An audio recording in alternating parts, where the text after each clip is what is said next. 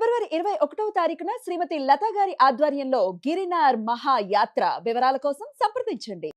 నమస్తే, welcome to Suman TV. నేను పద్మిని.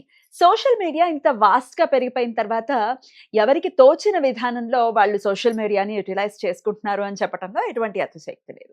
కొంతమంది ట్రోల్ చేయడానికి సోషల్ మీడియాని యూజ్ చేసుకుంటుంటే, కొంతమంది అవగాహన పెంచడానికి తమకు తెలిసిన 4 విషయాల్ని ప్రజలకి తెలియజేయటం కోసం వినియోగించుకుంటున్నారు. మరి అలా ఇన్స్టాగ్రామ్ లో చాలా పాపులర్ వంశీకృష్ణ శర్మ గారు ఈరోజు మనతో పాటు ఉన్నారు. మరి వారితో ఎన్నో ఆధ్యాత్మిక విషయాల్ని అడిగి తెలుసుకుందాం. వంశీకృష్ణ గారు, నమస్కారం అండి. ఎలా ఉన్నారండి? సమయం ఇచ్చినందుకు కృతజ్ఞతలు. ఇన్స్టాగ్రామ్ ని వేదికగా చేసుకుని ఒక టైగర్ ని చూస్తున్నాం మేము.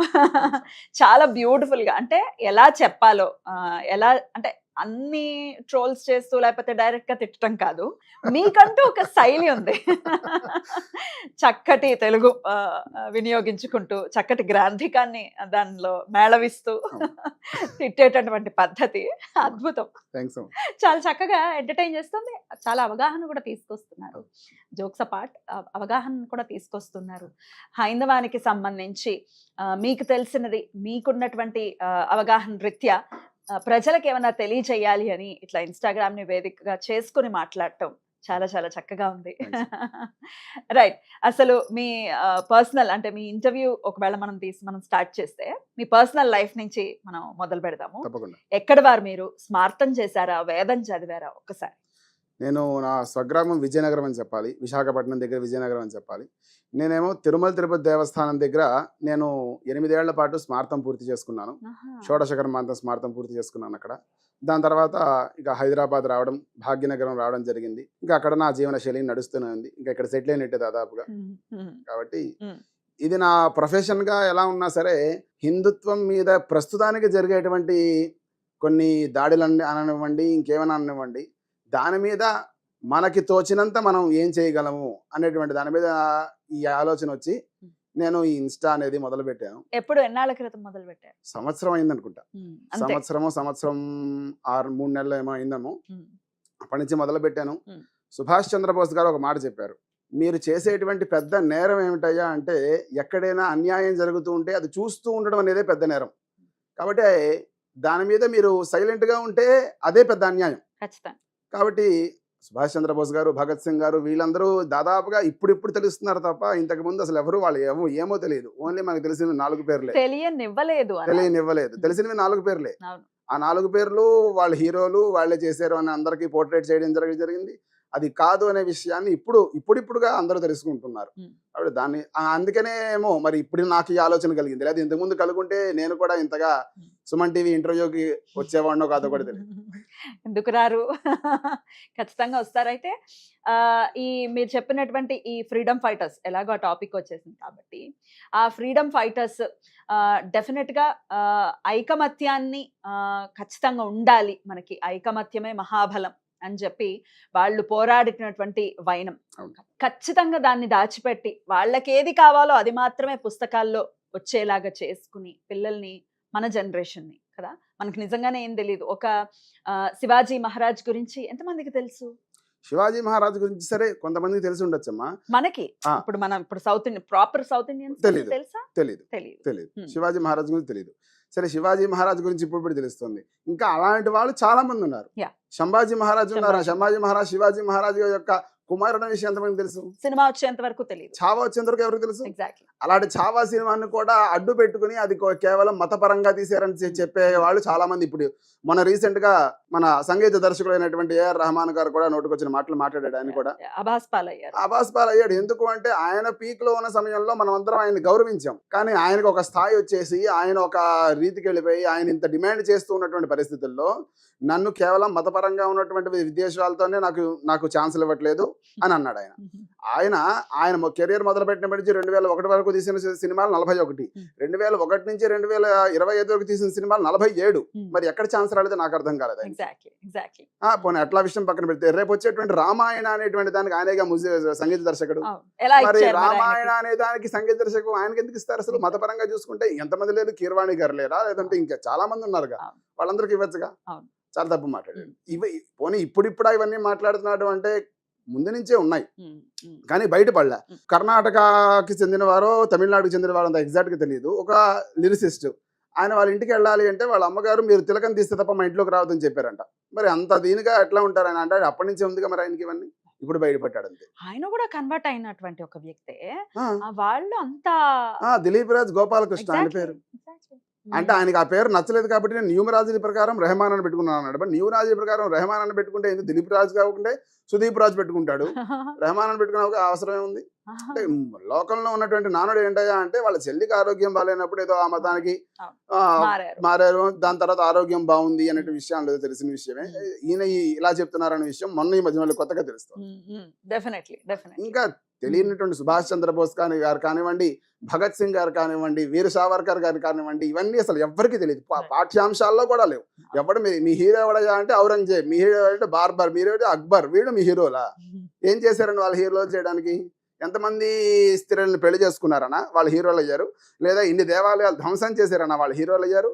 లేదంటే వాళ్ళు ఇంతమందిని హింసించి వాళ్ళని వాళ్ళ మతంలోకి మార్చుకున్నందుకు వాళ్ళు హీరోలు అయ్యారా? దేనికి హీరోలు అయ్యారు? మొట్టమొదటిగా ఎడ్యుకేషన్ మినిస్టర్ ఎవరైతే ఉన్నారో వారు ఇవన్నీ చేసినటువంటి ఆయన ఏ మతస్థులో అందరికీ తెలిసిన విషయం. డెఫినెట్లీ మార్పు అయితే వచ్చేసింది. ఇప్పుడు ప్రతి ఒక్క ఇది వరకు మనం ఒకవేళ ఒక 15 years బ్యాక్ చూసుకుంటే ఇంతలాగా గొంతు విప్పి మాట్లాడటం అనేది హిందువుల్లో కూడా లేదు. ఇప్పుడు ఖచ్చితంగా ఎంతో కొంత యూనిటీ పెరిగింది, మాట్లాడుతున్నారు. లేదు అంటే భయం. ఎగ్జాక్ట్. లేదు అంటే ఎందుకు భయం? 70 సంవత్సరాల పాటు ఎట్లా పరిపాలించారు? ఒక నియంత పరిపాలన. ఎలాగైతే జంగీస్ ఖాన్ పరిపాలించాడో అట్లా పరిపాలించారనే చెప్పాలి మనం కూడా. అంత నియంత పరిపాలన చేస్తే ఎవరు మాత్రం మాట్లాడే? ఇప్పుడు మనకు వచ్చింది ఒక 15 ఏళ్లుగా మనం ప్రస్తుతానికి మనం వచ్చింది కాబట్టి మాట్లాడినా కూడా మన ఎవరు ఏమనకుండా ఉంటున్నారు కాబట్టి మిగతా వాళ్ళందరూ బయటపడుతున్నారు, మాట్లాడుతున్నారు. లేదంటే అంత అట్లా ఉండిపోయేదిగా. అట్లా నిజం మాట్లాడటానికి కూడా భయపడేటటువంటి పరిస్థితి నుంచి ఎంతో కొంత మార్పు అయితే వచ్చింది. అయితే ఇప్పుడు మీరు కూడా వ్యతిరేకిస్తూ ఉన్నారు. ఒకవేళ అది తప్పు అంటే ఖచ్చితంగా తప్పు అని చెప్తున్నారు నిర్మోహమాటంగా.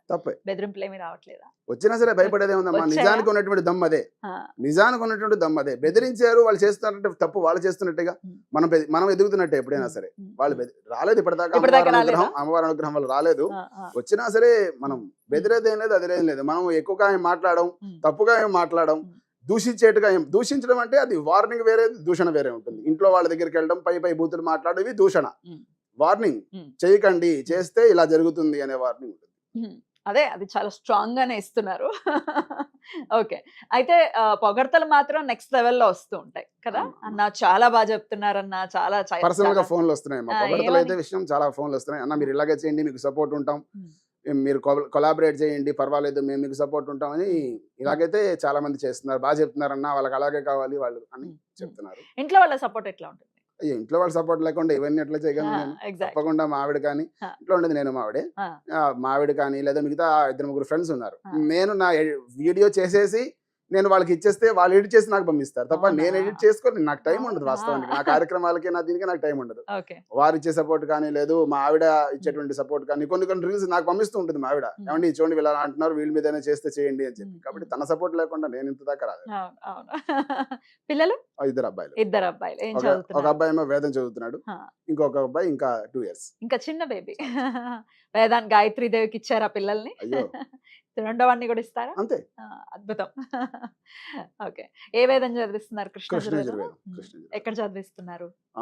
మనకి అల్కాపురిలో సన్నిధానం శ్రీధర శర్మ గారని ఆయన పాఠశాల చదువుకుంటున్నారు. ముందు మా గురువు గారి దగ్గర పెట్టాను, అక్కడ కొంచెం దూరం అయింది అనేటువంటి దీంట్లో సరే ఇక్కడ మళ్ళీ అల్కాపురిలో పెట్టడం జరిగింది. వేదం అనే పాయింట్ లో ఇప్పుడు చాలా మంది కూడా వేదానికి పంపించాలి, గాయత్రి మాతకి ఇవ్వాలి బిడ్డల్ని అని చెప్పి అనుకునేటటువంటి తల్లిదండ్రులు ఇప్పుడు మళ్ళీ వస్తున్నారని ఖచ్చితంగా మనం అనుకోవచ్చు. ఎందుకంటే చూస్తున్నాం పర్సంటేజ్ పెరుగుతుంది. సో వేదానికి ఇవ్వటం చాలా చాలా అపోహలు ఉంటాయండి. ఎందుకంటే వాళ్ళకి మ్యాథమెటిక్స్ ఇప్పుడున్న దాని పరంగా చూసుకుంటే అటు ఇంగ్లీష్ ప్లస్ మ్యాథమెటిక్స్ ని ప్రత్యేకంగా దానికి కోర్స్ ఇప్పిస్తూ వేదం చదివిస్తున్నారు అని వింటున్నాం. వాస్తవం. కొన్ని అంటే పాతకాలంలో మేము చదువుకున్న కాలంలో అంత వ్యవస్థ ఉండేది కాదు. ఇప్పుడు టెక్నాలజీతో పాటు పెరగడంతో పాటు కొంతమంది వాళ్ళే వాలంటీర్ గా ముందుకు వస్తున్నారు. మేము జీతాలు కూడా ఇవ్వక్కలే, మళ్ళీ వాళ్ళే ఏమంటే మేము వేదం చదువుకునే పిల్లలకి మేము విద్య నేర్పిస్తాము. ఉమ్. ఏది లౌకిక విద్య, ఉమ్. ఇంగ్లీష్ కానివ్వండి, Mathematics. మ్యాథమెటిక్స్ కానివ్వండి, సంస్కృతం మామూలుగా మన వాళ్ళే చెప్పేస్తూ ఉంటారు, మా చెప్పినట్టు గురుగారులే చెప్తూ ఉంటారు, ఉమ్. మిగతావన్నీ కూడా. ఉమ్. అట్లా వేదం చదువుకుంటూ 10th క్లాస్ కట్టి డిస్టింక్షన్ లో ఇంటర్ కట్టిన వాళ్ళు చాలా ఉన్నారు. నేను కూడా 10th క్లాస్ కట్టా వేదం చదువుకుంటూనే, Okay. ఇవన్నీ చదువుకుంటే 10th క్లాస్ కట్టా. ఉమ్. ఇప్పుడు మా వాడు చదువుకునేటువంటి పాఠశాలలో కూడా ఇవన్నీ ఉన్నాయి అన్నీ అన్నమాట. ఉన్నాయి. అలాగే అన్నీ అన్నీ ఉన్నాయి. నేర్పిస్తున్నారు. కాబట్టి అద్భుతం. దానికి మన వాళ్ళకు కూడా ఇంతకు ముందు ఏంటయ్యా అంటే కొంచెం ఈ వేదం చదువుకుంటే వాడు ఏమైపోతాడో, వాడు ఎక్కడ చిన్న దాకా చూపు. వస్తాడో, వీడికి వస్తుందో రాదో, Exactly. అవన్నీ విషయం పక్కన పెడితే వీడికి పిల్లలు ఎవరైనా ఇస్తారనేది పెద్ద విషయం. ఇదో పాయింట్. పిల్లలు ఎవరైనా నేను ఇస్తారా? విన్నదండి, మా ఇళ్లలో కూడా మా మావయ్య పిల్లల్ని వేదానికి పంపిస్తే వాళ్ళు ఎదుర్కొన్నటువంటి మాటలు, ఫీజులు కట్టడానికి డబ్బులు లేవా అందుకని వేదానికి పంపించారా అని అడిగారు. ఉమ్. ఆ తల్లిదండ్రులు ఎంతో గౌరవంతో వేదానికి ఇవ్వాలి మన పిల్లల్ని అని చెప్పిస్తే ఉమ్. ఇట్లాంటి మాటలు విన్నారు, మనసుకి ఎప్పుడు అది హర్టింగ్ గా అనిపిస్తుంది కదా. వాస్తవమే, హా, వాస్తవమే. హా. అది కాదు, ప్యాషన్ తో Passion. వేదానికి ఇవ్వాలి పిల్లల్ని అని చెప్పి అది త్యాగం చేయటమే కదండి. అమ్మా డబ్బు లేక కాదు, ఉమ్. మన ధర్మం మనం పాటించాలి Exactly. అనేటువంటి దీంట్లో ఉమ్. వాళ్ళు వేదం చదివిస్తున్నారు. అంతే. నాకు తెలిసినటువంటి వాళ్ళు చాలా పెద్ద స్థాయిలో ఉన్నవారు వారు. ఉమ్. వారికి వేదం చెప్పించే అవసరం లేదు అసలు. వాళ్ళిద్దరు పిల్లలకి కూడా, ఇద్దరు ట్విన్స్ అన్నమాట, వాళ్ళిద్దరు కూడా వేదం చెప్పించేటువంటి అవసరం లేదు వాళ్ళకి. ఉమ్. ఉమ్. మామూలుగా వాళ్ళు హాయిగా ఏ స్కూల్ చదువుకున్నా వాళ్ళు నిదానంగా పెద్దవాళ్ళు అయ్యి వాళ్ళు ఉద్యోగం చేసుకుని ఒక స్థాయికి ఉండేటువంటి స్థితి వాళ్ళది. ఉమ్. కానీ ఉమ్. వాళ్ళు వేదం చెప్పాలి అనేటువంటి దీంట్లో ఇద్దరు పిల్లల్ని కూడా వేదానికి వేశారు. ఇచ్చారు. అద్భుతం అండి, అద్భుతం. అంటే నేను ఇందాక త్యాగం అని అన్నాను. ఒక 8 ఏళ్ల పిల్లవాడిని, చిన్న పిల్లలు కదా, 8 ఏళ్ళు అంటే ఏం తెలుస్తుంది, ఏమీ తెలియదు. ఆ సమయం నుంచి ఎన్నేళ్ళండి మొత్తం కోర్సు ఘన వరకు వెళ్ళాలంటే ఒక వేదం చదువుకోవాలంటే 12 సంవత్సరాల పాటు పడుతుందమ్మా ఒక వేదానికి. ఘనం కూడా అయిపోతుంది. ఘనాంతం అంటారు దాన్ని. 12 సంవత్సరాలు. దాని తర్వాత మళ్ళీ పైన ఉన్నాయి ఇంకా ఘనం ఒకటే, అందరూ కూడా ఘనపాఠి అంటాం. బాగుంది. ఇంకొక పేరుంది సలక్షణ ఘనపాఠి. అంటే సలక్షణ ఘనపాఠి అంటే ఏంటయ్యా అంటే ఈ ఘన ఒక వాక్యం చెప్పామంటే దానికి ఆ వాక్యమే ఎందుకు వస్తుంది అని చెప్పడం. గ్రామర్ అంటారు కదా హిందీ, ఇంగ్లీష్ లో అది సలక్షణం అన్నమాట. లక్షణం నేర్చుకోవడం. ఆ లక్షణం కూడా నేర్చుకుని వేదాంగాలు కూడా నేర్చుకుంటారు. వేదాంగాలు అంటే ఏంటయ్యా అంటే తర్క, మీమాంస, సాంఖ్య, యోగరణ, ఇవన్నీ కూడా వేదాంగాలు. ఇవన్నీ కూడా నేర్చుకుంటారు. షడంగాలు ఉంటాయి అన్నమాట.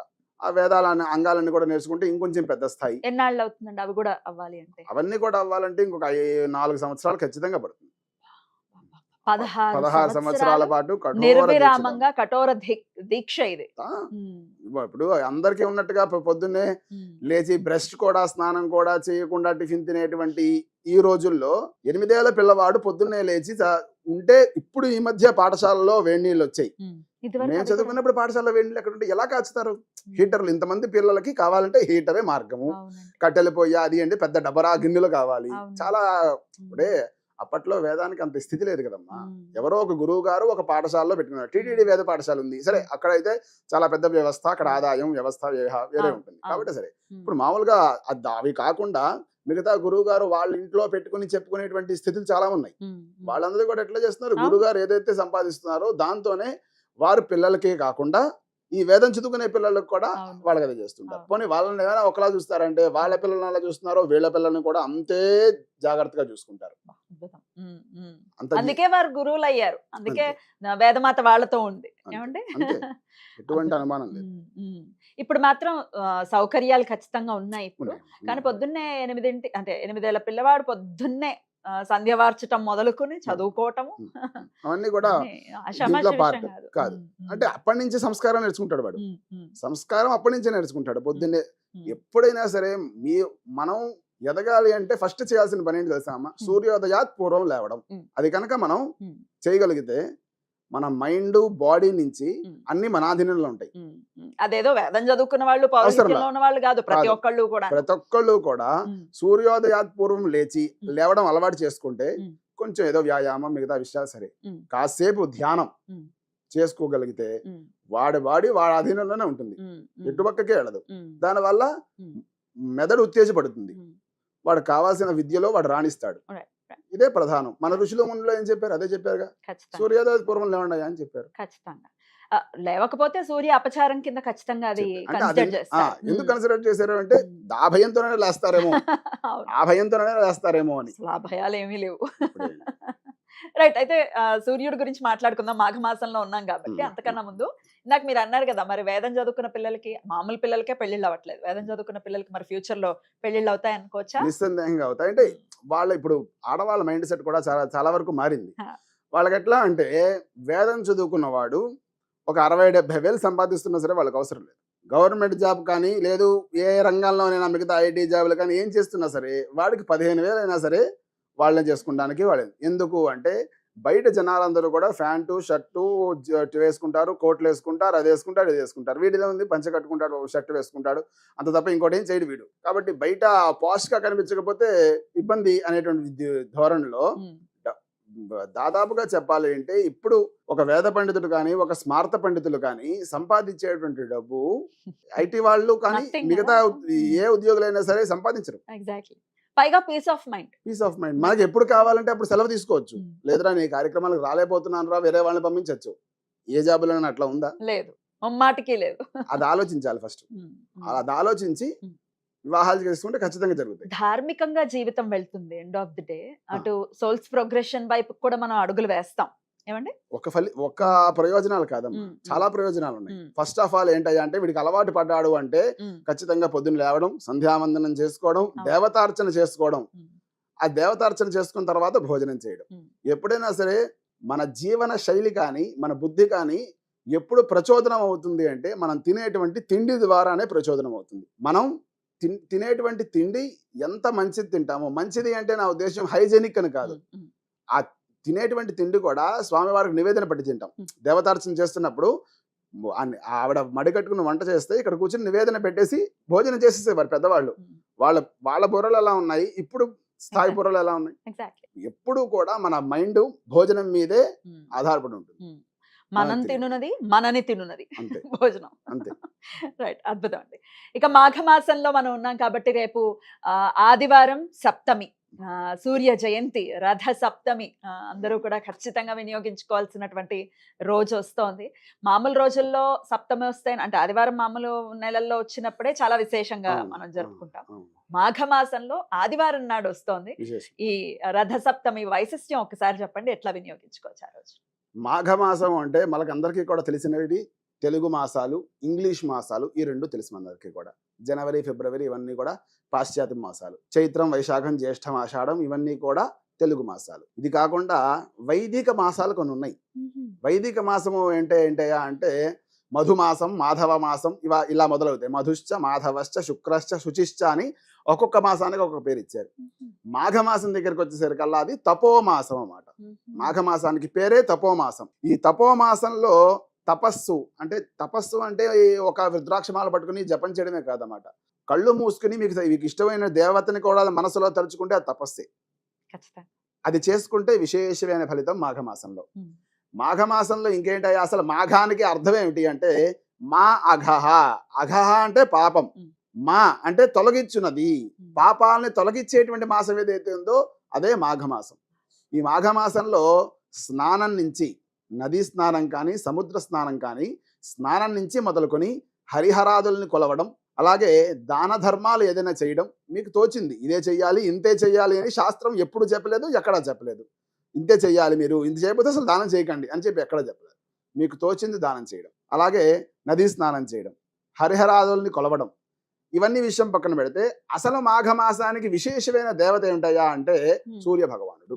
మాఘమాసంలో ప్రతిరోజు కూడా సూర్య నమస్కారాలు చేయడం, లేదా వేదంలో చెప్పినటువంటి సౌరము, అరుణము అనేటువంటి కొన్ని ఉన్నాయి. అంత చేయలేరు కాబట్టి అందరూ ప్రతిరోజు కూడా సూర్యాష్టకం ఇది చెప్పుకోవడం, ఇవన్నీ చెప్పుకోవడం వల్ల విశేషమైన ఫలితం కలుగుతుంది. అలాగే ఈ మాఘమాసంలో రేపు వచ్చేటువంటి రథసప్తమి, మామూలుగా రథసప్తమి ఏదో వారంలో వస్తుంది, ఏదో సరే సప్తమి విశేషం ఉంది. కొన్నిసార్లు ఏమవుతుందయ్యా అంటే ఆదివారము సప్తమి కలిసి వస్తాయి. దాని ఏమంటారు భాను సప్తమి అంటాం. అయిపోయింది అక్కడతో. ఈసారి విశేషానికే విశేషం, భాను సప్తమితో కూడిన రథసప్తమి. మాఘమాసంలో ఆదివారం సప్తమి, విశేషాలకే విశేషం. మాఘపు ఆదివారాలు విశేషం ఎలాగో చెప్తాం అది. దాంతో పాటు సప్తమి, ఆదివారం, ఈ మాఘమాసం, ఇట్లా 3 రావడం చాలా విశేషం. తేదీల ప్రకారం చూసుకుంటే 25వ తారీఖు 25 రెండు కలిస్తే 7 అవుతుంది. అట్లా న్యూమరాజుల ప్రకారం చూసుకున్నా సరే అది కూడా విశేషంగా కలిసి వచ్చింది ఈసారి మనకి. కాబట్టి ఆ రోజు కుదిరినంత మేరకి సూర్యారాధన చేసుకుని చక్కగా పొద్దున్నే, సరే ఇప్పుడు మనం హైదరాబాద్ భాగ్యనగరంలో ఉంటున్నాం కాబట్టి నదులు సముద్రాలు ఇవన్నీ దగ్గర లేవు.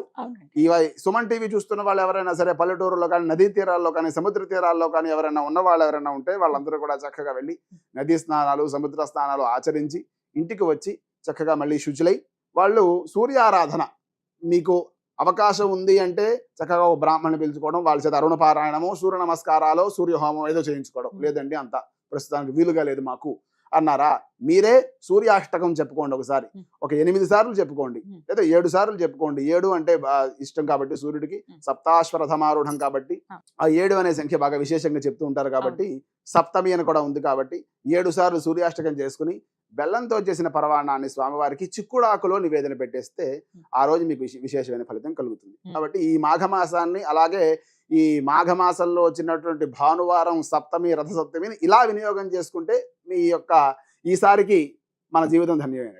ఖచ్చితంగా. తర్వాత మళ్ళీ 1వ తారీఖు ఫిబ్రవరి పౌర్ణమి ఉంది, మహామాఘి అంటారు దాన్ని, మాఘ పౌర్ణమి. అది కూడా చాలా విశేషం. ఆ రోజు అసలు సముద్ర స్నానం చేస్తే ఒక 10,000 జపం ఏదైనా చేసుకున్నాము అంటే 10,000 ఫలితం వస్తుంది అన్నమాట దానికి.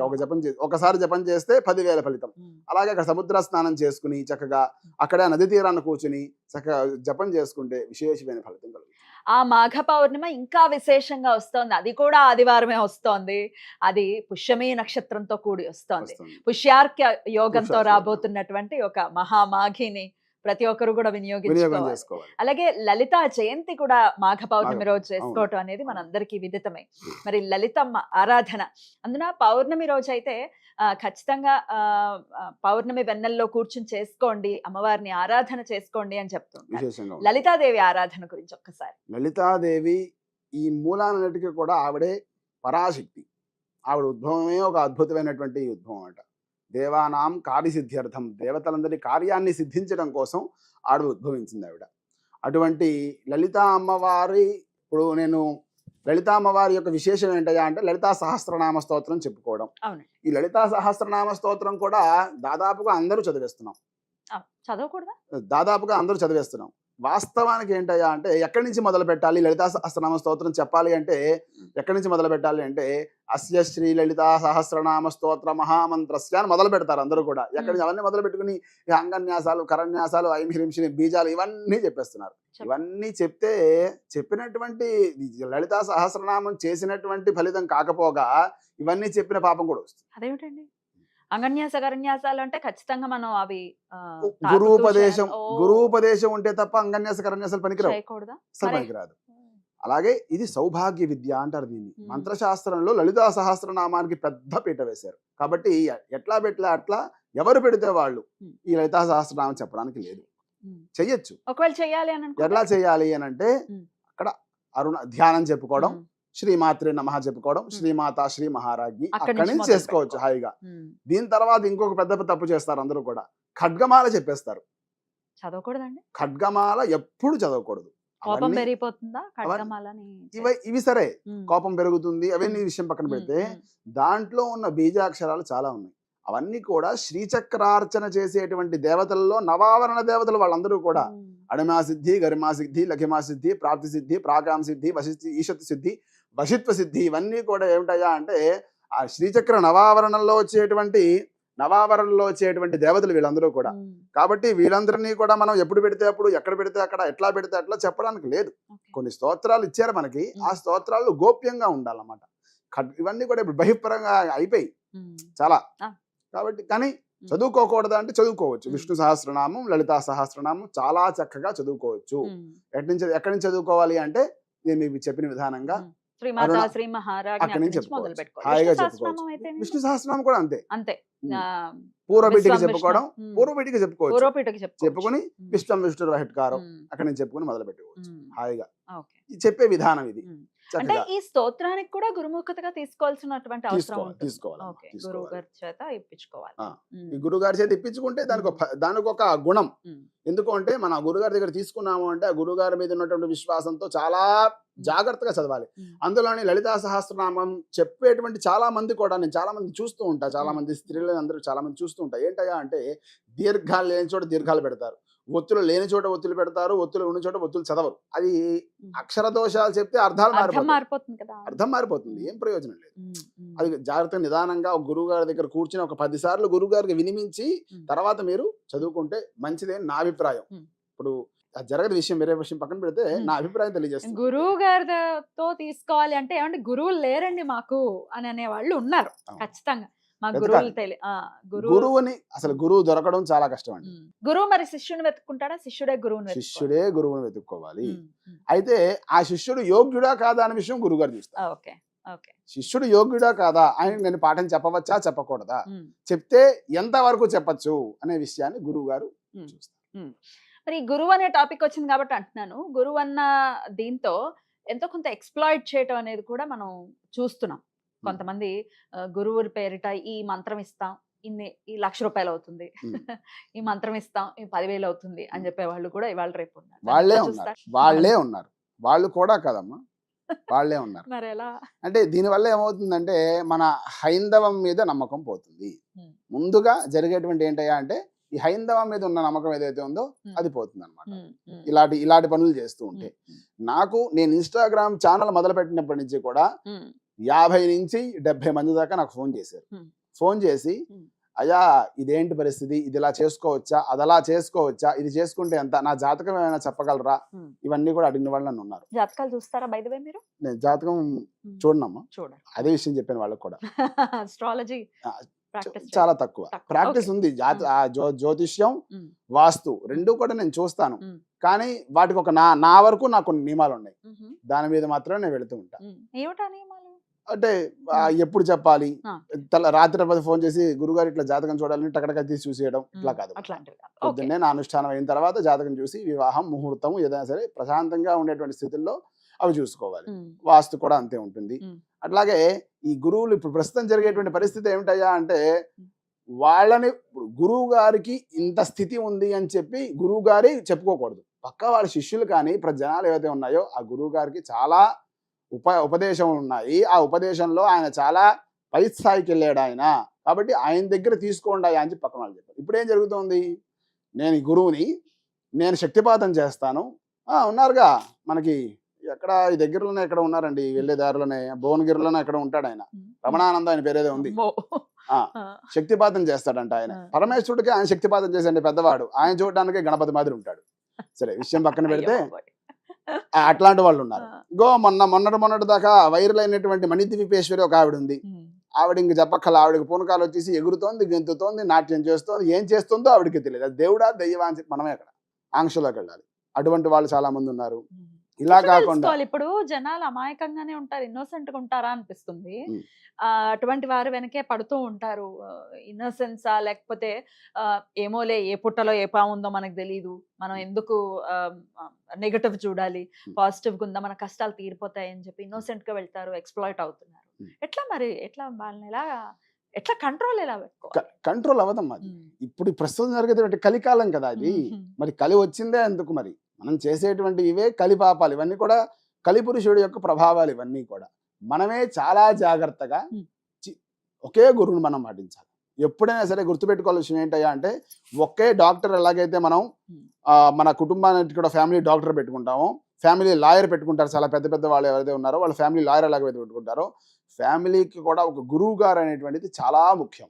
ఆ గురువు గారు ఎలాంటి వాళ్ళు అనేది మీరు జాగ్రత్తగా పూర్వ పరిశీలన చేసుకోవాలి మీరే. ఆయన యొక్క వ్యవస్థ ఏంటి, ఆయన వ్యవహారం ఏంటి, ఆయన పూర్వీకులు ఏంటి, మనం అన్ని కూడా చూసుకుని ఒక గురువుని ఎంచుకోవాలి. ఆ గురువుని ఒక్కసారి ఎంచుకున్నారు అని అంటే ఆయన నువ్వు ఈ రోజున ఈ పని చెయ్యరా అని ఆయన అంటే, ఒకవేళ ఆ పని నీకు చేయడం ఇష్టం లేకపోయినా గురువు గారు చెప్పారు కాబట్టి చేసేవే అనుకో, ఆ ఫలితం నీ పాపమైన పనైనా సరే అది నీకు రాదు. అది చెప్పినటువంటి ఆయన ఆజ్ఞ నువ్వు పరిపాలించావు. పరశురాముడు చేసింది అదేగా మరి. తన తల్లి తల నరికేమన్నాడు ఆయన నాన్నగారు మాట జవదాటకూడదు అని చెప్పి తల నరికేశాడు. తర్వాత మళ్ళీ నరికేవు కాబట్టి ఏం వరం కావాలో కోరుకుంటే మా తల్లిని మళ్ళీ బతికించుకుంటా అయిపోయిందిగా. కాబట్టి ఫస్ట్ గురువు గారి మీద దృష్టి అలా ఉండాలి. అలా ఉంటే గురువు గారి యొక్క కృప మీ మీద పడుతుంది. ఒక్కసారి గురువు గారి యొక్క కృప మీ మీద పడింది అని అంటే మీరు జీవితంలో ఎంత పై దాకా వెళ్ళగలరో మీరు ఊహించినంత పైకి వెళ్తారన్నమాట. అటువంటి గురువులు చాలా తక్కువ మంది ఉంటారు. అది అందరికి ఎవరు కూడా అంతగా బహిష్కరంగా కనిపించరు. వాళ్ళు కనిపించేటువంటి గురువులు ఎవరయ్యా అంటే వీళ్ళందరూ బయట కనిపిస్తున్న వాళ్ళందరూ. కానీ జాగ్రత్తగా ఉండాలి. ఒకవేళ లేరు గురువు అనుకుంటే కృష్ణం వందే జగద్గురుం అని అన్నారు. కృష్ణుడికి మించిన గురువు ఎవరు ఉంటారు? మరి ఇంకా ఆయన బోధించినటువంటి గీత ఏదైతే ఉందో దాన్ని పట్టుకున్నా కూడా మన కష్టాల నుంచి మనం బయటపడతామని అనుకోవచ్చు. గీతలో మీకు దొరకని సమస్యకి దొరకని సమాధానం గీతలో లేదు. గీతలో ఉన్నట్టుగా ఇంకెక్కడా లేదు. మీకు ఏ సమస్య వచ్చినా సరే గీతలో వెతకండి, దాని సమాధానం మీకు దొరుకుతుంది. గీతలో వెతికితే మీకు దొరకని సమాధానం లేదు.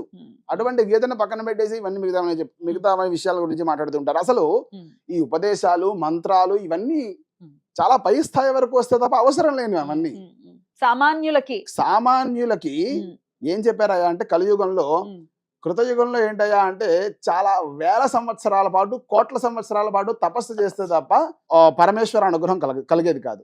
ఆ కిందకు వచ్చేసారా కర్లా త్రేతాయుగంలో. ఆ త్రేతాయుగంలో యజ్ఞ యాగాది కర్మలు ఇవన్నీ చేస్తే స్వామివారి అనుగ్రహం కలిగేది. ద్వాపర దగ్గరికి వచ్చేసరి కల్లా విగ్రహారాధన చేస్తే పూజలు కానీ ఏదైనా సరే చేస్తే అప్పుడు ఫలితం కలిగేది అన్నమాట. కలియుగంలో ఏం చేయా కలవుతూ స్మరణాన్ముక్తి. కలియుగంలో ఏం చెప్పారా అంటే స్మరించరా నాయన ముక్తినిస్తానని చెప్పి దేవుడే చెప్పాడు. స్మరణ మాత్రమే ముక్తి కలిగిస్తారు. అది ఉండదు మన దగ్గర సమయం, దానికి ఉండదు సమయం మన దగ్గర.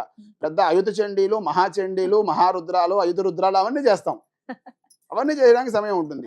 రోజుకి 2 నిమిషాల పాటు శివాయ గురవే నమః అని చెప్పడానికి సమయం ఉండదు.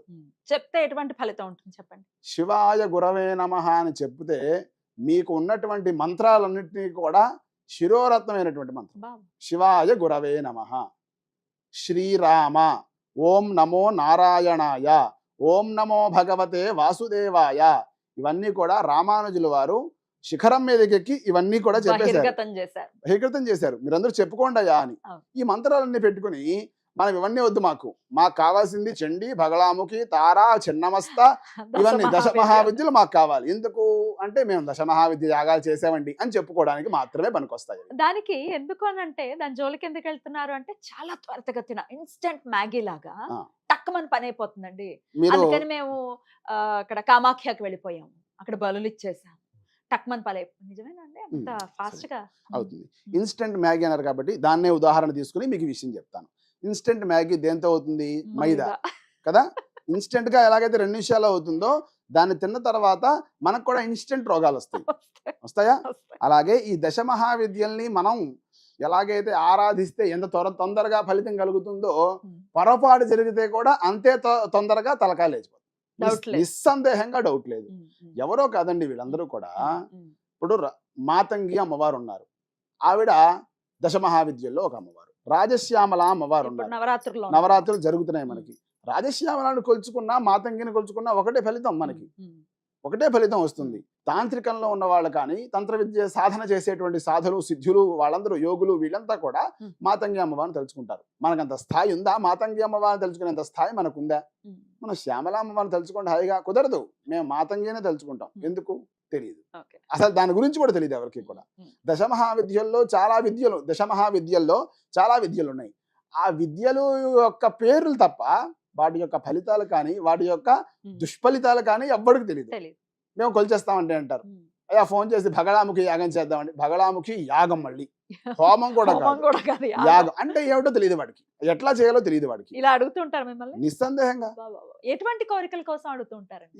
ఏముంటాయి ఇంకా రాజ్యాలు, లేదు అంటే శత్రు సంహారం కోసం. వాడెవడో నా మీద ఇలా చేసాడంటే అలా చేసాడండి. ఎందుకు? ప్రయోజనం లేని విషయాలు అవన్నీ కూడా. ఏమీ ప్రయోజనం లేదు దానివల్ల.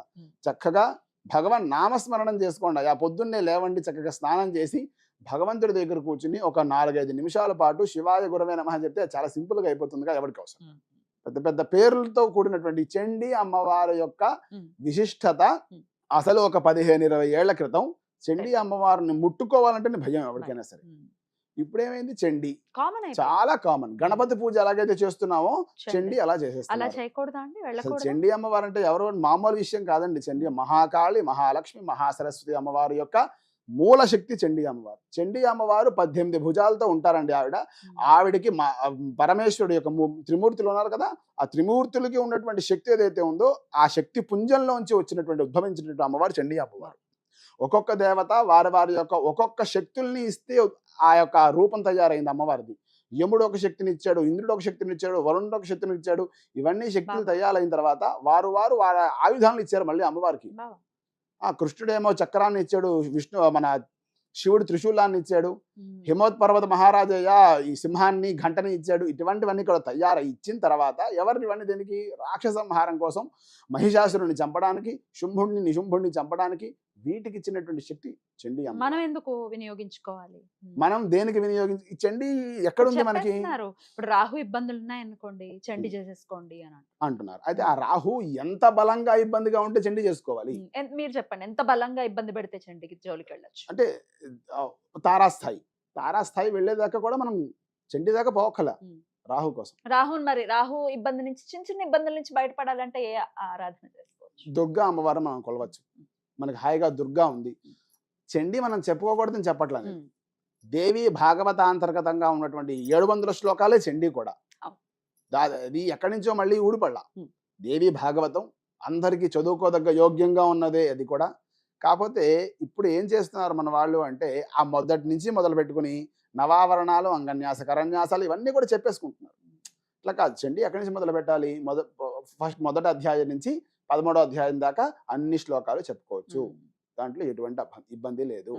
అర్గళ కీలకాలు కూడా చెప్పుకోవచ్చు. కవచం ఉంటుంది, అర్గళం ఉంటుంది, కీలకం ఉంటుంది. ఈ 3 కూడా మహా అద్భుతమైన శ్లోకాలు. ఇవన్నీ కూడా ఎక్కడి నుంచి మొదలు పెట్టాలి అంటే ఇందాక మీకు చెప్పినట్టుగా మొదటి శ్లోకం ఎక్కడి నుంచి ఉంది? అర్గళ స్తోత్రం దగ్గరకు వచ్చేసరికల్లా జయంతి మంగళ కాళి భద్రకాళి కపాలిని దుర్గా క్షమా శివ ధాత్రి స్వాహ స్వధా నమోస్తుతే ఇక్కడి నుంచి మొదలు పెట్టుకుని స్తోత్రం మొత్తం చెప్పుకోవచ్చు. ప్రతిరోజు చదువుకుంటే ఈ రాహు వల్ల బాధలు ఉండవు. చదువుకోవచ్చు. అంత తీవ్రంగా ఉంటే చేయమని చెప్తారు. తీవ్రంగా ఉంటే చేసుకోవచ్చు హాయిగా. మీకు లేదండి అసలు ఈ రాహు కాకుండా అసలు చండీ ఏ కామ్యార్థం చేసుకుంటూ ఉంటారండి? సర్వ శత్రుక తొలగడానికి, నివారణార్థం, రాజ్యం దక్కడానికైనా సరే, అన్యోన్య దాంపత్యం కోసమైనా సరే, అంటే ఎందుకోసం చేసుకుంటారు అనేది ఏం లేదు. ఒక్కొక్క శ్లోకానికి ఒక్కొక్క ఫలితం చెప్పారన్నమాట. ఒక్కొక్క కామ్యానికి ఒక్కొక్క శ్లోకం ఉంది దాంట్లో. పెళ్లి కావట్లేదు ఎవరన్నా మగపిల్లలకి, పత్నీం మనోరమాం దేవి మనోవృత్తానుసారిణీం తారిణీం దుర్గ సంసార సాగర అస్యకులోద్భవాం ఈ శ్లోకాన్ని ప్రతినిత్యము జపం చేసుకోండి, వివాహం కలుగుతుంది. దానికోసం మనం పెద్ద ఆర్థిక పరమైన ఇబ్బందుల నుంచి అధిగమించడానికి చండీలో ఏమైనా ఆర్థిక పరమైనటువంటి ఇబ్బంది చేయడానికి చండీలో ఉన్నది. సర్వా బాధా ప్రశమనం త్రైలోక్యస్యాఖిలేశ్వరి ఏవమేవ త్వయా కార్యం అస్మద్వైరి వినాశనం. ఇదేమో శత్రు సంహారం కోసం. ఆర్థిక పరంగా అంటే ఆర్థిక పరంగా ప్లస్ రోగాల నివారణ చేయడానికి ఒకటే శ్లోకం చెప్పబడింది. ఏమిటయ్యా అంటే రోగాన శేషాన పహంతి తుష్టారుష్టాదు కామాన్ సకలాన్ అభీష్టాన్ త్వామాశ్రితానాం న విపన్నరాణాం త్వామాశ్రితాహ్యాశ్రయతాం ప్రయాంతి అనేటువంటి శ్లోకం ఆర్థిక పరమైనటువంటి ఇబ్బందిని కూడా తొలగిస్తుంది, రోగాలు రానివ్వకుండా చేస్తుంది. ఆర్థిక పరమైనటువంటి ఇబ్బంది వచ్చింది అంటే మనం రాంగ్ ప్లానింగ్ చేసాం. ఇక్కడ ఏదో రోగం ఉంది కదండి, ఇక్కడ కరెక్ట్ ప్లానింగ్ చేసుకుంటే అసలు ఆ ఇబ్బంది రాదు. ఏమంటే మరి ఆ రోగం నుంచి కూడా బయటపడాలి అంటే కూడా ఈ శ్లోకాన్ని, అంటే ఇది ఒకవేళ చదవటం రాదు విన్నా కూడా తత్ఫలితం ఉంటుందండి? ఖచ్చితంగా ఉంటుంది. మనకి 12వ అధ్యాయంలో అమ్మవారే మొదలు పెట్టడమే అమ్మవారు మొదలు పెడతారు. సరే ముందు నుంచి ఒక ఋషి ఒక రాజుకి ఒక వైశ్యుడికి చెప్తూ ఉంటాడు ఈ కథ అంతా కూడా. కానీ 12వ అధ్యాయం దగ్గరకు వచ్చేసరికల్లా అమ్మవారే మొదలు పెడతారు. ఏమిటయ్యా అంటే ఈ చరిత్ర చెప్పుకోవడం వల్ల, అమ్మవారి యొక్క చరిత్ర చెప్పుకోవడం వల్ల వచ్చిన ఫలితాలు ఏంటి అనే విషయాన్ని అమ్మవారే మొదలుపెట్టి అమ్మవారి జాగ్రత్తగా చెప్తూ ఉంటారు అన్నమాట. ఏ ఫలితాలు కలుగుతాయి, ఈ చండీ యొక్క సప్తశతి చదవడం వల్ల ఎటువంటి ఫలితాలు కలుగుతాయి అనే విషయాన్ని అమ్మవారు చెప్తూ ఉంటారు అన్నమాట. బాలగ్రహాది భూతానాం బాలానాం శాంతికారకం సంగ్రామ భేదేంచరణాం మైత్రీ కరుణముత్తమం. ఇవన్నీ కూడా బాలగ్రహాలు కానీ భూతాలు కానీ ఇవన్నీ కూడా గాలి సోకుతూ ఉంటుంది. వీళ్ళందరికీ కూడా అవన్నీ తొలగిపోవడానికి, లేదు ఇద్దరు శత్రువుల మధ్యలో కూడా మిత్రత్వం కలగాలన్నా, లేదు మిత్రత్వం అంటే శత్రువుల మధ్యలో ఉండక్కల భార్యాభర్తల మధ్యలో కూడా ఉంటుందన్నమాట. అన్యోన్య దాంపత్యం ఉండాలన్నా సరే ఈ చండీ హోమం చెప్పుకోవచ్చు. చండీ హోమమే చేసుకోవాలా, మాకు అంత స్థాయి లేదంటే శ్రవణాదేవ విన్నా నవవిధ సరే భక్తి మార్గాల్లో శ్రవణం ఒకటి శ్రవణం కదా. కూడా ఉంది. అట్లాగే విన్నా సరే ఈ చండీ హోమాన్ని చేస్తున్నప్పుడు జాగ్రత్తగా మనం ఒకరికి వెళ్ళి అక్కడ కూడా మన సెల్ ఫోన్లు చూసుకోకుండా వాళ్ళతోని వీళ్ళతోని మాట్లాడుకోకుండా జాగ్రత్తగా చండీ సప్తశతి శ్లోకాలను ప్రశాంతంగా చిత్తులై వింటూ ఉంటే దానివల్ల కూడా వాళ్ళు చేసిన ఫలితం ఏదైతే ఉందో మీకు కూడా అది దక్కుతుంది. అద్భుతం. అయితే ఎవరో చేయించుకున్నప్పుడు కూడా మనం వెళ్ళి విన్నా కూడా తత్ఫలితం ఉంటుంది హాయిగా అని దక్కుతుంది. చెప్తున్నారు. ఎందుకంటే నామానికి ఉన్నటువంటి మహిమ మహిమ అది. అటువంటిది. అంతే. అద్భుతం అండి. చాలా చండీలో అసలు ఒక్కొక్క శ్లోకమే ఒక్కొక్క బీజాక్షరం. బా. ఒక్కొక్క శ్లోకం కూడా ఒక్కొక్క బీజాక్షరంతో సమానం. అంతటి మహిమాన్వితమైనది చండీ శ్లోకం అన్నమాట. కాబట్టి చాలా జాగ్రత్తగా దాన్ని చదువుకోవడం. సప్తశ్లోకి చండీ ఒకటి ఉంది, దాన్ని కూడా చెప్పుకోవచ్చు. అది మీరు గూగుల్లో కొట్టినా స్తోత్ర నిధి అనేటువంటి ఏది కొత్తగా యాప్ వచ్చింది, సప్తశ్లోకి, అవును. అది దానిలో కూడా వస్తుంది. అది యాదేవి సర్వభూ అదేనా? అంతే, దాన్ని మొత్తం మొదలుపెట్టి చదువుతుంటే 7 శ్లోకాలు ఉంటాయి. ఆ. ఆ 7 శ్లోకాలు కూడా చెప్పుకుంటే మీకు ఈ చెప్పుకున్న శ్లోక ఫలితమే అది కూడా చండీ మొత్తం చెప్పుకున్న ఫలితమే కలుగుతుంది. బా, బా, బా. కాబట్టి అది కూడా చెప్పుకోవచ్చు. అద్భుతం. చదువుకోవాలంటే 700 శ్లోకాలు చదివే టైం కలికాలంలో ఎవరికి ఉండదు అన్నమాట. ఇద్దరు ఆఫీసులకు వెళ్తూ ఉంటారు, లేదంటే ఒకళ్ళు ఆఫీసులకు వెళ్తే ఒకళ్ళు సెల్ ఫోన్ చూసుకుంటారు. సరే, విషయం పక్కన పెడితే ఈ 7 శ్లోకాలు కూడా చదువుకున్నా సరే ఆ ఫలితమే కలుగుతుంది. అద్భుతం అండి. ఇక మరి అమ్మవారి గురించి చెప్పారు, అయ్యవారి గురించి కూడా మాట్లాడుకుందాం. తప్పకుండా. శివుడికి సంబంధించి శివయ్య గురించి మాట్లాడటం అంటే సరిపోదు, ఎంత సమయం ఉన్నా సరిపోదు. ఆయన కరుణ గురించి మాట్లాడాలన్నా, ఆయన కరుణ పొందటం మొదలు పెడితే దాన్ని ఆస్వాదించటం దాని వర్ణనాతీతం అయినప్పటికీ రేపు మహాశివరాత్రి రాబోతోంది కాబట్టి స్వామివారి ఆరాధన ఒకసారి ఎలా చేసుకోవచ్చు, చాలా మందికి ఈ సంశయం ఉంటుందండి. ఇంట్లో లింగం ఉండొచ్చా, ఇంట్లో పెట్టుకోకూడదు అని కొంతమంది, పెట్టుకోవచ్చు అని కొంతమంది. పెట్టుకోవద్దు అనగానే దేవతా మందిరంలో ఉన్న లింగాన్ని తీసుకెళ్లి తులసికోట్లో పడేయటం, లేకపోతే ఎక్కడైనా గుళ్ళో పెట్టేయటం, ఇట్లాంటివన్నీ చేసేస్తున్నారు. మీరైతే ఏం చెప్తారు? ఫస్ట్ ఆఫ్ ఆల్ మీరు అడిగిన ప్రశ్నకి ఏంటయ్యా అంటే, ఇంట్లో శివలింగం ఉండవచ్చా? ఇంట్లో హాయిగా శివలింగం ఉండవచ్చు. ఇది నేను చెప్పిన విషయం కాదనమాట. నేను చెప్తే నేను మానవ మాత్రుని కాబట్టి నేను చెప్పానంటే సరిపోయింది. శివపురాణంలో నందీశ్వరుడు చెప్తాడు. ఋషులందరూ కూడా వెళ్ళి అడిగితే నందీశ్వరుణ్ణి, నాయనా ఈ శివలింగం ఇంట్లో పెట్టుకోవచ్చా అని చెప్పి చాలా మంది కలియుగంలో అడుగుతారయ్యా, ఏం చేయమంటారు? ఋషులంటేనే వాళ్ళు. కాబట్టి ఏం చేయమంటారంటే చక్కగా పెట్టుకోవచ్చండి, దానికి వచ్చిన ఇబ్బంది ఏం లేదు అని చెప్పి నందీశ్వరుడు అందరు ఋషులతో చెప్తారన్నమాట. కాబట్టి శివలింగం ఇంట్లో పెట్టుకోవచ్చు.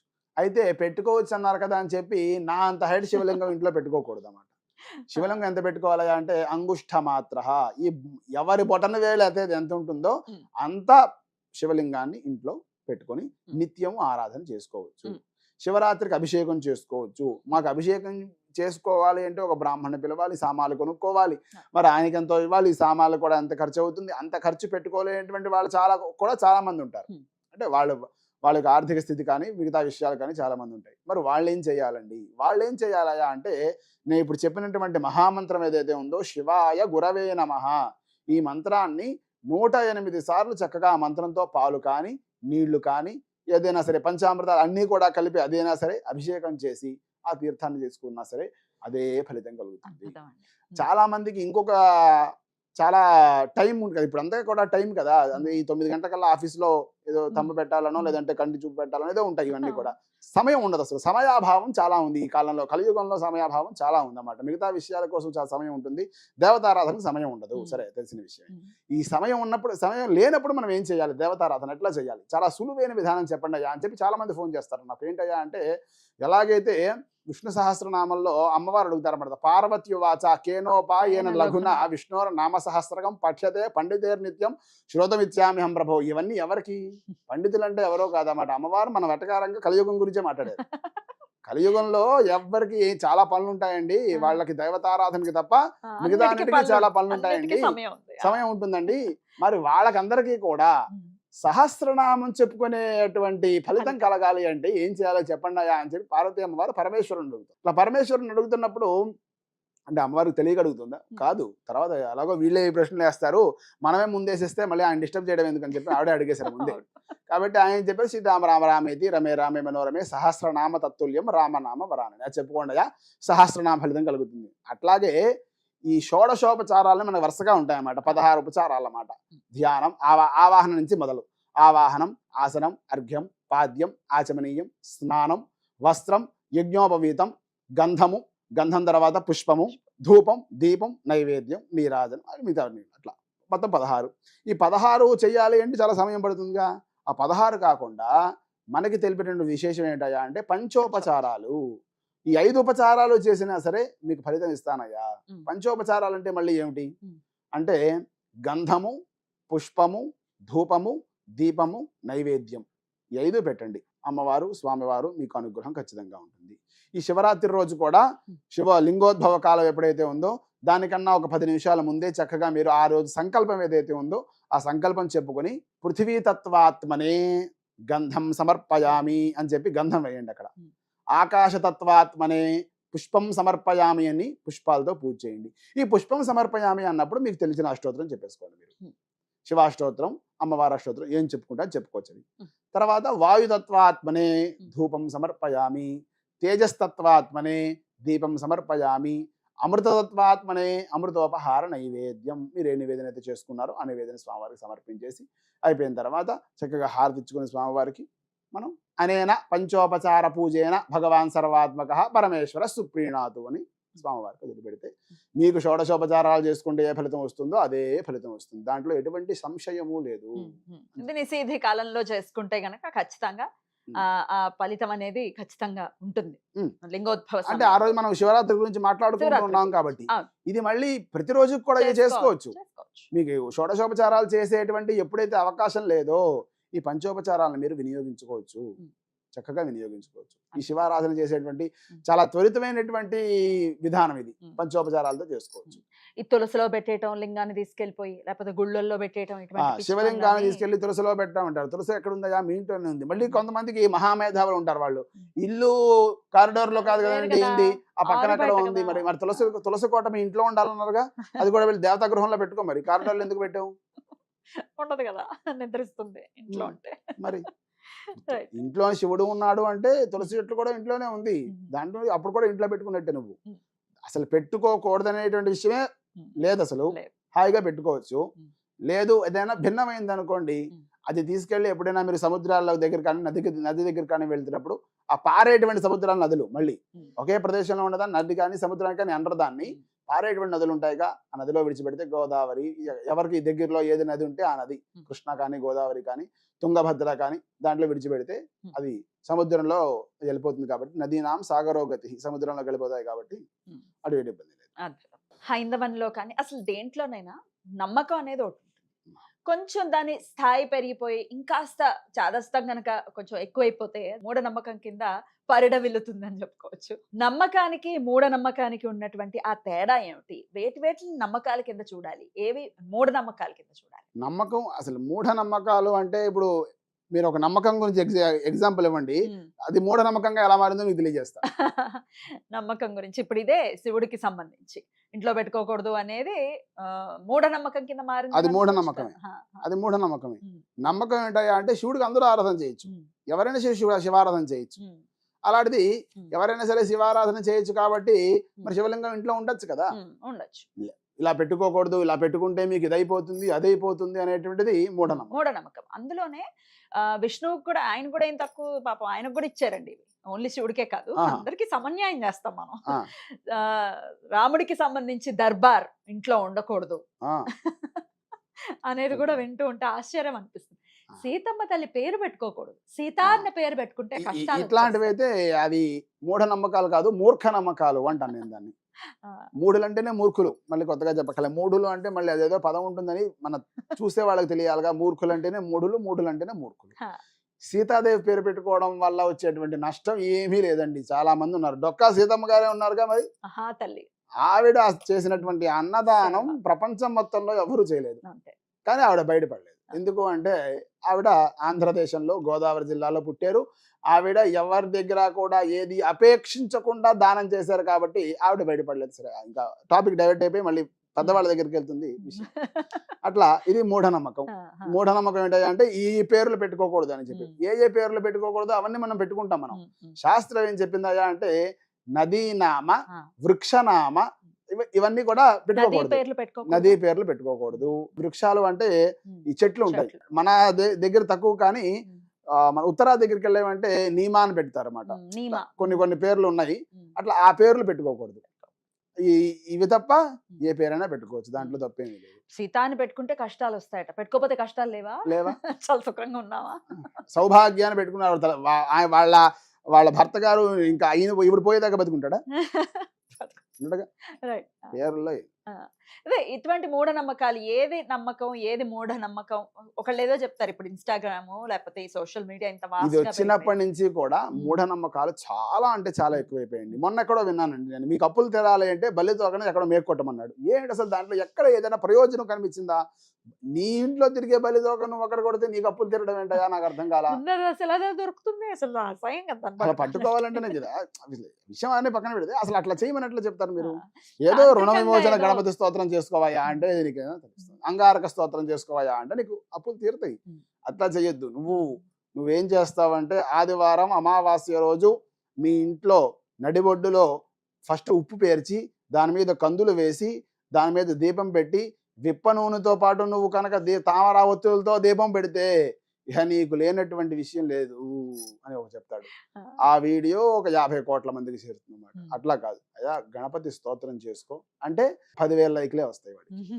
ఈ దాంభికం ఏదైతే ఉందో అది బాగా ఎక్కువైంది. ఈ వైరల్ గా వచ్చేటటువంటి యూట్యూబ్లు, ఇన్స్టాగ్రామ్లు, ఫేస్బుక్లు కానీ రావడం వల్ల కొత్తగా కావాలి, ఏదో సంథింగ్ న్యూ ఏదో కొత్తగా కావాలి. కావాలి. ఇప్పుడు ఉన్నది ఉన్నట్టు చెప్తే ప్రశాంతంగా అవునైతే దీపం పెట్టుకోవా అంటే ఇవన్నీ కూడా కొత్తగా మనకు తెలిసినండి, ఇంకేమైనా చెప్పండి. ట్రెండ్ చెప్పండి అంటారు. ట్రెండీగా ఏంటండి? ఏదైనా చెప్పండి. అవసరం లేని విషయాలు మీకు ట్రెండ్ చెప్పడం. ఆవ నూనె, విప్ప నూనె ఇవన్నీ కామ్యాలు.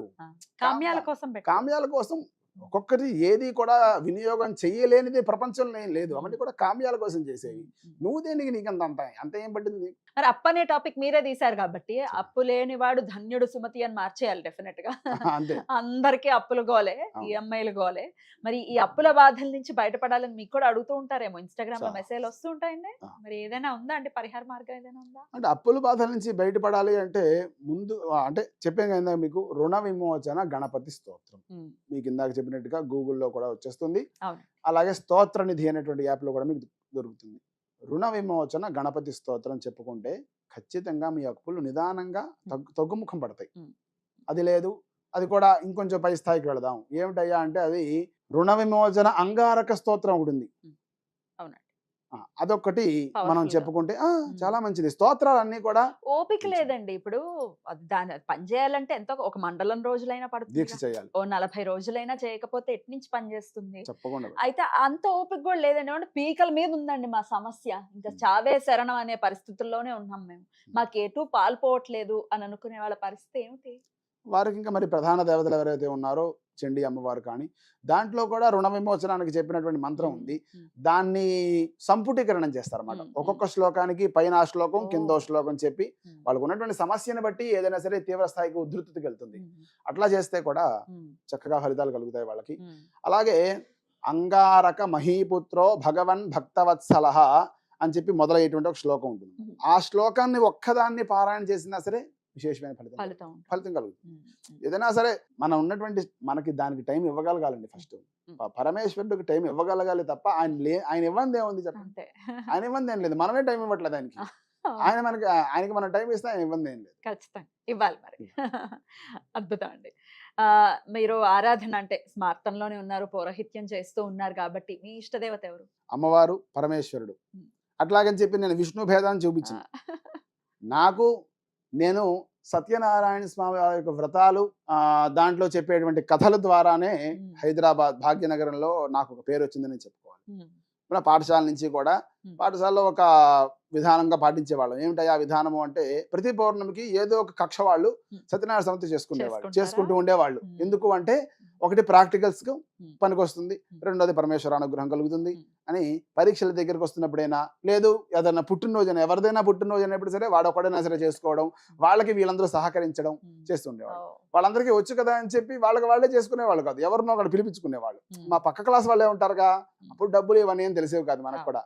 వాళ్ళే పిలిపించుకునేవాళ్ళు, చక్కగా వాళ్ళే మేము వెళ్ళి చేసేవాళ్ళం. అట్లా పాఠశాలలోనే బయటికి రాకముందే సత్యనారాయణ స్వామి యొక్క వ్రతం మీద కానీ వాటి యొక్క కథల మీద కానీ రెగ్యులర్ గా చెప్పే కథలు మళ్ళీ చెప్పం. కథలు అదే ఉంటాయి, సారాంశం వేరే ఉంటుంది. అంటే దాన్ని ఇప్పుడు ఒక్కొక్క పాత్రకి కూడా ఆయా పేరు రావడానికి కూడా చాలా విశేషాలు ఉంటాయి. ఇప్పుడు లీలావతి కథకి దానికి విశేషం ఉంటుందా? కళావతి లీలావతి కథకి అంటే అదే అంతేగా మరి. ఉమ్, అట్లాగా ఆ సత్యనారాయణ స్వామి వ్రతం యొక్క కథలు నేను చెప్పి దాన్ని నా అంతటి నేను అనలైజ్ చేసుకుని ఉమ్, రీసెర్చ్ చేసుకుని ఉమ్. కథలు చెప్పడం వల్ల ఊరికే ఏదో కథల్లా వచ్చినవి కావైతే పురాణాలు బోల్డంత ఎప్పుడు కూడా ఇప్పుడు వచ్చినవి కాదుగా, అట్లా ఉమ్. ఎప్పుడు వచ్చినవి కాదు అవన్నీ కూడా. ఉమ్, ఒక్కొక్క దానికి ఒక్కొక్క విశేషం ఉంటుందన్నమాట. ఉమ్. ఇప్పుడు ఆ బ్రాహ్మణుడు ఏడుస్తున్నాడండి, వృద్ధ బ్రాహ్మణ రూపంలో వచ్చారు విష్ణుమూర్తి. వృద్ధ బ్రాహ్మణ రూపంలోనే ఎందుకు రావాలైనా? ఉమ్. ఒక చిన్న పిల్లాడుగాను రావచ్చు కదా. మధ్యస్థుడుగాను ఉమ్, ఎందుకు రాకూడదు? ఉమ్, వృద్ధ బ్రాహ్మణ రూపంలో వస్తేనే ఆయన వింటాడు, అది ఉమ్. వింటా అంటే అవును, అందుకనే వింటాడు. ఇప్పుడు మనకి మీకన్నా చిన్న పిల్లవాడు వచ్చాడండి, ఆంటీ ఆంటీ మీరు ఇది చేసుకోండి ఆంటీ మీకు మంచిది అని చెప్తే ఏ పిల్లాడు అబ్బబ్బో అని చెప్తా. లేదు మీతో పనిచేసేటువంటి కొలికు రూపంలో ఆ వయసు వాళ్ళు వచ్చారనుకోండి, మరి ఇలా చేసుకో అమ్మాయికి వస్తుంది మంచిదంట ఇక్కడ విన్నాను అంటే సరేలే చేద్దాంలే అంటే. లేదు ఒక పెద్ద వాళ్ళుగా ఇంత పెద్ద బొట్టు పెట్టుకుని చేతుల నిండా ఇంత గాజులు వేసుకుని ఎర్రటి చీర కట్టుకుని మీ దగ్గరికి వచ్చి అమ్మా నువ్వు లలితా సహస్రనామాన్ని పారాయణ చేసుకోమ్మా రోజు, లేదు ఆ యొక్క సహస్రనామంలో ఈ శ్లోకాన్ని పారాయణ చేసుకోమ్మా నీకు ఖచ్చితంగా ఫలితం కలుగుతుంది అని చెప్తారు. ఆ రెండు మాటలే ఇందాక వచ్చిన వాళ్ళు కూడా చెప్పారు, మరి అప్పుడు ఎందుకు కలగలేదు నీకు ఆ జిజ్ఞాస, ఇప్పుడు ఎందుకు కలిగింది? అందుకని వృద్ధ బ్రాహ్మణుడు వచ్చాడు. అలాగా చాలా ఉన్నాయి, మొత్తం ఉమ్, కథ మొత్తం ఉన్నాయి. ఉమ్, కాబట్టి నేను అట్లా చెప్పడం వల్లే ఉమ్, అంటే సత్యనారాయణ స్వామి వారి యొక్క దీంతోనే నాకు జీవనాధారం నడుస్తోంది కూడా. ఉమ్, కాబట్టి విష్ణు అంటే నాకు ఎటువంటి భేదము లేదు. ఉమ్. అలాగని చెప్పి నేను ఆయన కొలవను అని చెప్పను, ఖచ్చితంగా కొలుస్తాను. నాకు శివ కేశవుల్లో ఎటువంటి భేదం చూపించలేదు. ఒకవేళ చూపిస్తే వాడు రౌరవానికి వెళ్తాడు. అంతే 100%. శివకేశవుల్లో ఎవడన్నా భేదం చూపించాడు అంటే వాడు నరకానికి వెళ్తాడు. ఈ విషయం ఎవరు చెప్పారు? శివుడు చెప్పాలి, విష్ణుమూర్తి చెప్పాడు. మళ్ళీ విష్ణుమూర్తి చెప్పాడు. ఉమ్, దాంట్లో మనకి చాలా శివాయ విష్ణు రూపాయ శివరూపాయ విష్ణవే శివస్య హృదయం విష్ణు విష్ణోశ్చ హృదయం శివ యథా శివమయో విష్ణు ఏవం విష్ణుమయ శివ యథాంతరం నపశ్యామి తథా మే స్వస్తిరాయుషి. శివుడే విష్ణువు, విష్ణువే శివుడు. శివుడు ఎప్పుడు జపం చేస్తూ ఉంటాడండి. ఏ జపం చేస్తూ ఉంటాడయా? రామతారకం జపం చేస్తూ ఉంటాడు శివుడు. బా. రామ అనేటువంటి యొక్క మాట కూడా ఎక్కడి నుంచి వచ్చింది? ఉమ్, రా అంటే నారాయణలో రా తీసేస్తే దానికి ప్రాణం లేదు. ఉమ్. నారాయణలో రా తీసేస్తే ఏం పలుకుతామండి మరి దాన్ని? నాయన ఎక్కడుంది? దాంట్లో ఏమైనా ప్రాణం ఏమీ ఉన్న దానికి? లేదు. మా ఉమ్. నమ శివాయలో మా తీసేసండి, నశివాయ శివుడు లేడు. బా. ఆ రెండే రాముడు. ఉమ్. అలా పెట్టారు వశిష్ఠుల వారు. అద్భుతం. ఉమ్. కాబట్టి ఆ నామాన్ని పలుకుతూ ఉంటాడు ఆ శివుడు. నామాన్ని శివుడు జపం చేస్తూ. జపం నిజంగా తారకనామ జపం చేస్తూ ఉంటాడు ఆయన. అద్భుతం. శివుడే. మనం ఎంత వాళ్ళం మనం? ఇవాళ ఉండి రేపు పోయే వాళ్ళం మనం. కాబట్టి భేదం ఇప్పుడు నాకు పర్సనల్ గా ఉమ్. పార్వతీ పరమేశ్వరులు ఉమ్. అమ్మవారు ఉమ్. నాకు ఇష్టం. చాలా ఇష్టదేవతలు. ఇష్టదేవతలు. అద్భుతం అండి. చాలా చాలా మాట్లాడుకుంటూ వెళ్తే సరిపోవు రోజులు. సమయం ఇచ్చారు అడిగిన వెంటనే. చాలా చాలా కృతజ్ఞతలు. ఇకపై కూడా అప్పుడప్పుడు మీ సమయం ఇస్తే తప్పకుండా మేము కొన్ని విషయాలు అలా తెలుసుకుంటూ ఉంటాం. తప్పకుండా తెలుసుకుందాం. Thank you so very much అండి. నమస్తే. శ్రీమాత్రే నమః. నమస్తే.